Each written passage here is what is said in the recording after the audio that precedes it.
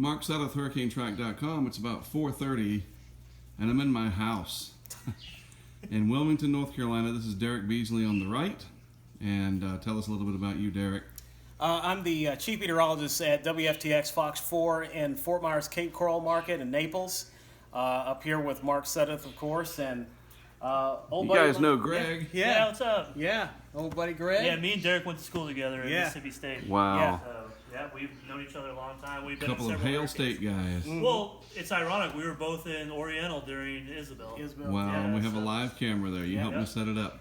So, So, quick- what in the world? Look at that. What a Well, difference. yeah. it's compressing. The frictional effects is helping the storm compress, which you do see a lot in these situations. And also, you start to see these kind of circular, almost like cuts within the eye here, and you see the eye kind of contracting and becoming a little bit more defined. These are little mesovortices that spin around.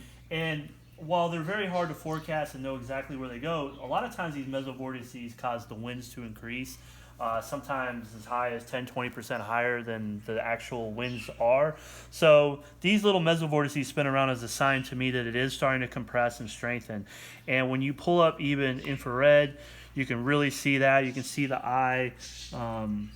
See if I can get that little loop thing off. It's right there. It always does that. Yeah. You don't have that Oh, there on it TV, is. do you? I don't have that problem. Well, I Yeah. do have other problems. You can see in infrared that colder cloud tops being wrapped around, which is also a sign. And one of the reasons for that is even though the land is not, cold by any means, Right. it's colder than this warmer Gulf Stream. So the air is flowing from this high to low, and all this air from the land is flowing towards the hurricane, causing compression and convergence, Wow. which is helping to strengthen. And even on visible, you can really see almost like the donut structure to it and kind of the eye trying to clear out. So, Oh, certainly. while I'm not saying it's going to go back to 130, 140, anything like that, but I It's wouldn't not be, weakening in it's these definitely pictures. it's right? definitely not weakening, and if anything, I wouldn't be shocked if it strengthened a little Right. bit Yeah. before landfall. And that's one of the things, especially with a hurricane that it is as large as it is as far as the wind field is concerned.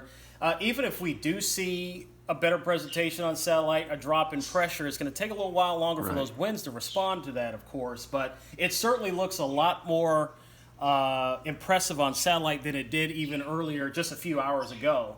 And as you can see there, Its health is improving. it definitely is. And there was a period earlier this afternoon where it looked like the entire eastern eye wall had pretty much collapsed. But now we're That starting. is a remarkable change. It really is. It really is just within the last few hours. Few hours, exactly. And I I- talk about that. Look, folks, this can only need a few hours to do something. Yeah, and we see it go up or down with hurricanes. And I think you'll actually see this structure continue to improve. Now, there comes a point where it's moving so slow that it will cause some upwelling and Right. might kind of offset this.